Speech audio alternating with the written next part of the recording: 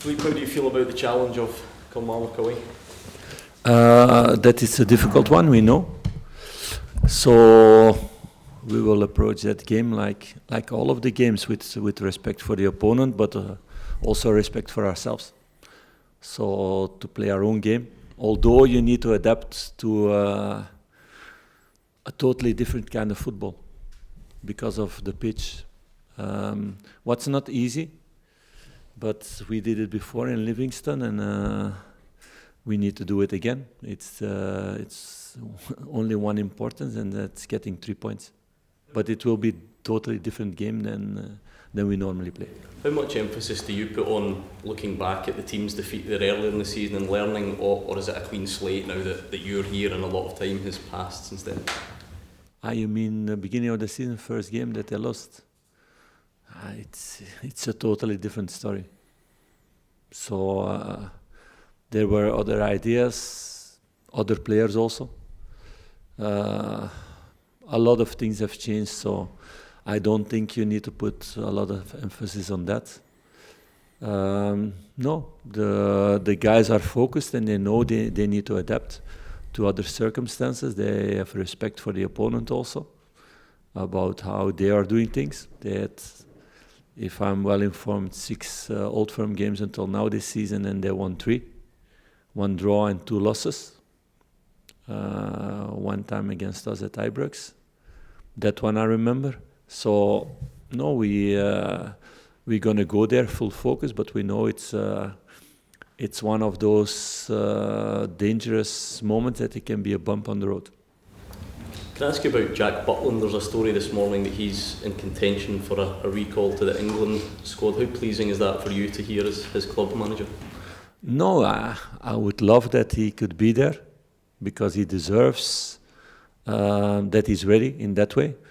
If he deserves enough, that's the decision of Southgate, of course. And he's been really good for the team, although he had less job to do the last couple of weeks. But he keeps the same concentration, the same seriousness. He's important in the dressing room, in the trainings, and he's gonna be very important in the next couple of weeks and months, because we have a lot of games to go and a lot of important games, and you need people with personality then. Philippe, you said it's a different sort of challenge on that pitch. What is different about it, and what will the different challenge be? A lot of things. I made a comparison with a game of tennis, with playing at Wimbledon or on a clay court. It's a little bit like that. Of course, it's different sports, but the ball goes faster, so you need to be more precise. On a grass pitch, when you give a pass, it slows down after a while. On artificial, it keeps its speed, or it goes even faster along the way. The ball bounces in a totally different way. If you give passes in the air or shots at goal, you cannot go with your foot underneath the ball like you normally do on a grass pitch. So you need to adapt your body towards that. Also, the way of turning, the way of sprinting, the way of stopping is also different. So that's a lot of things. That is different, but it is what it is. And in the league, there's a decision that for the moment it's still possible to play on those surfaces. I don't think in Premier League it's still possible, or in La Liga, or in the top leagues. But I hear in Scotland everybody is also convinced now it's not the best way to play football, but we're going to go there to get the 3 points. And I said it before also, before Livingston. I don't care at the end if it's on that pitch or on the parking lot that we need to play. We're going to go there to get the 3 points. That's the only important. You often come up against teams with a low block, but Kilmarnock have shown that they'll play 2 up top. They did that with Celtic as well. Is that a different sort of challenge then when you face a team like that? No, the other teams have done it also. So we know what we have to do in those circumstances. They can do it in different ways.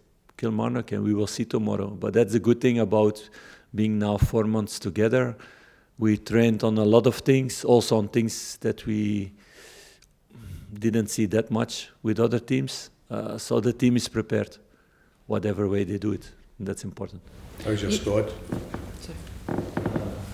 Yeah, the squad is okay. Only thing, so no injuries or more injuries after last game. Only thing is that I cannot put Kemarouf in the selection again because of the surface.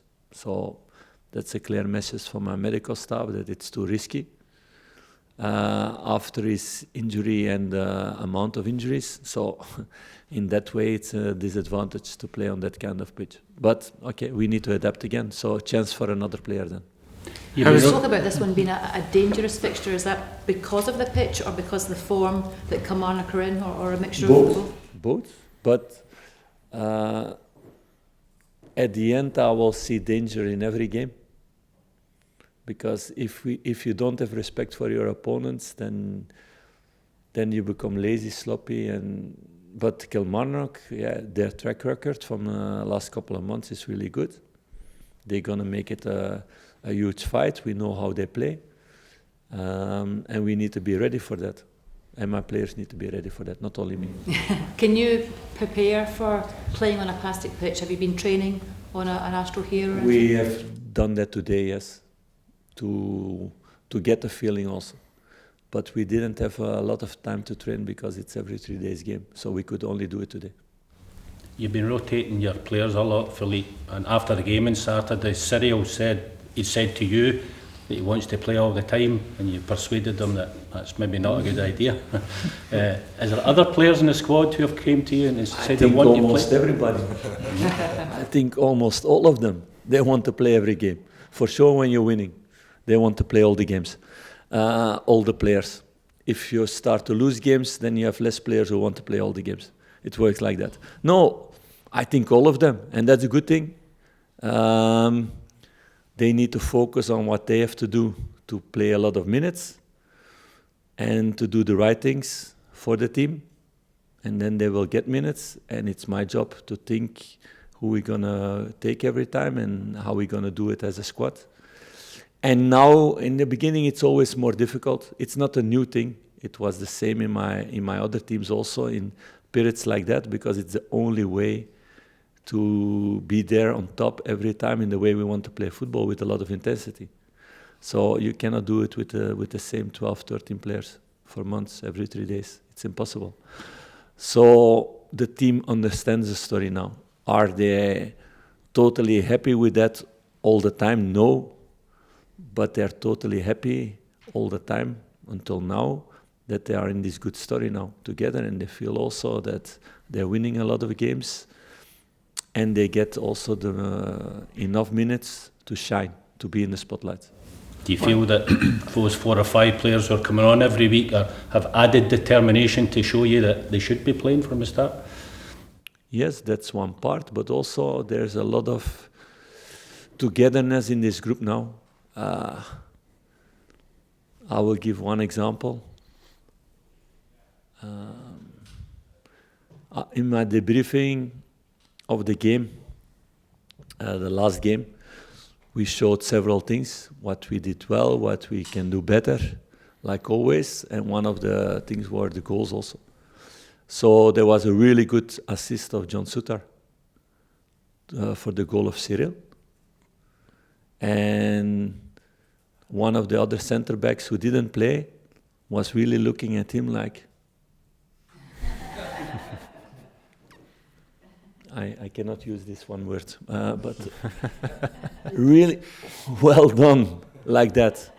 And I told them also, guys, this makes my day. Because there you show that you're really a team. If you're competing with each other and you can be genuine happy about somebody else doing something really good, then you're a team. And today I saw another example. I see one of the attacking players miss a chance, and the other one make a sound like the birds, that he was killing the birds. And they both were laughing with it, although they were competing for a position. And that's really strong. And that I want to keep until the end of the season, and then it's going to be a really good season if everybody keeps on doing that. The defender sounds like Liam Balogun. No, I don't want to say names. I don't want to say names.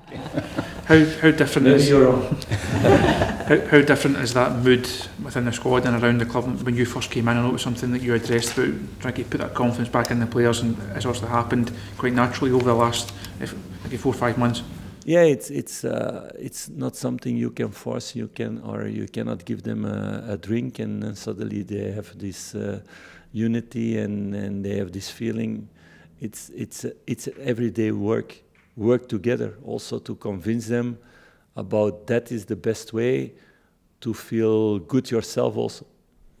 And it's not about playing 60 or 65 games every time 90 minutes, because at the end, if you win trophies, 2 years later, you don't remember if you played 62 games or 47 or 33.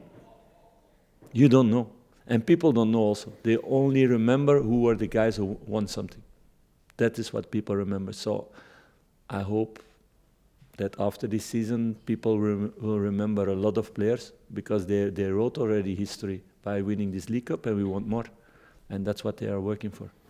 How is Abdallah in terms of his return? Is he on course on the original timescales that you... He's on course, yes, but he's not yet training with the team or whatever. We know it's a long term, so but he's on course. Philippe, I just wanted to ask you about the title race. It's so close to the top with 11 games to go. So Yeah, you remind me every time. Yeah, every time.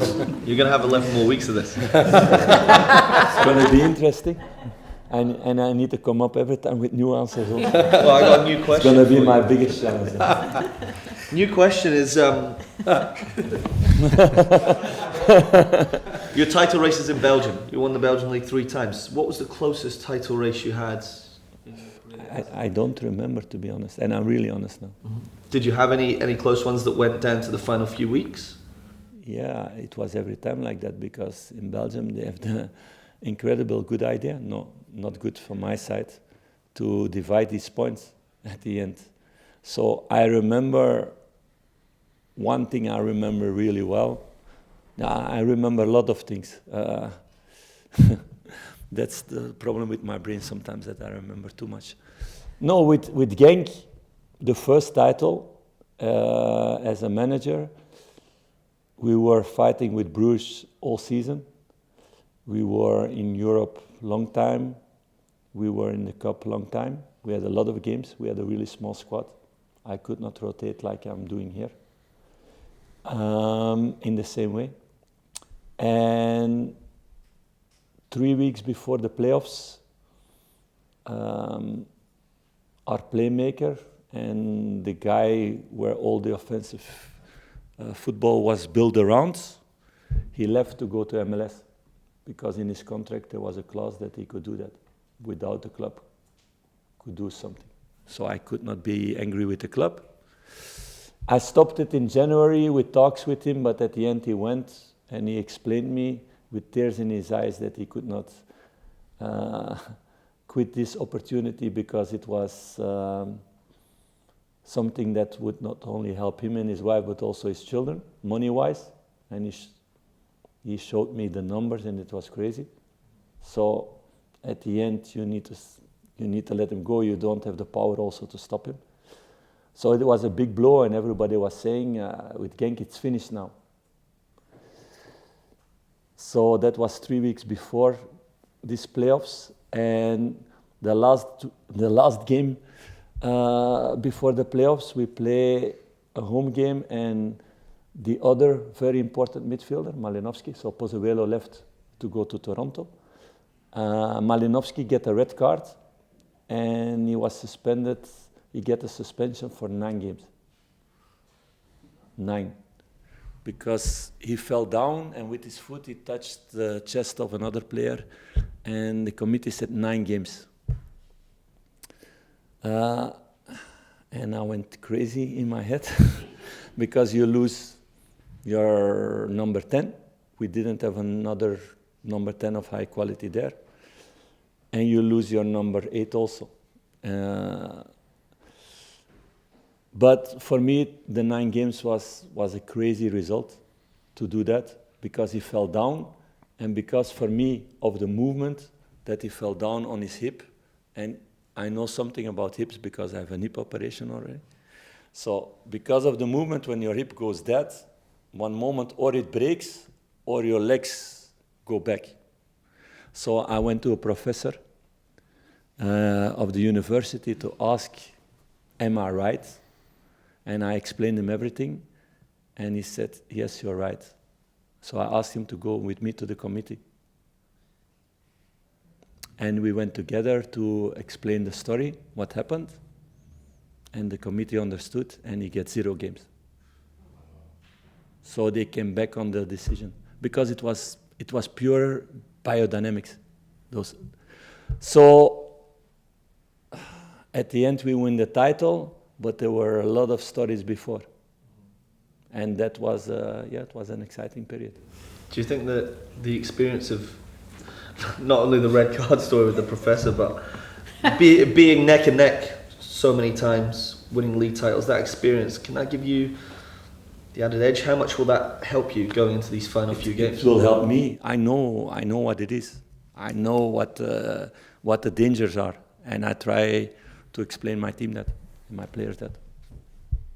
So I know all the excitement around and the noise and the living and looking at results of others and all the stupid things you can do that are of no use. So I try to explain that to my players. So that helps in a way, probably. Definitely with a few players, but that's why I'm saying from the beginning we're only focused on ourselves, because I made the mistakes before when I was a player. So I know really well what you need to do to win titles. Philippe, we spoke to Mohammed before you came in, and he was talking about how he's settled in and the impact he's making. Do you feel he's going to continue to grow the more games he plays? Oh, for sure. And not only the next weeks, the next months, the next years here. So for me, what I told you guys before he came, he's a high potential player. And I don't think that Rangers will be his last step. No, I don't think so, I'm sure. Of course, you need some luck with injuries in your career, but if he stays out of that, he's going to make bigger steps. Because he has talent, but not only talent, but also the really right mentality to work for the team, to be very concentrated, to be very focused.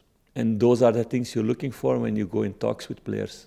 You always can see what they can do on the pitch or what they are doing, and you think you can improve as a gaffer.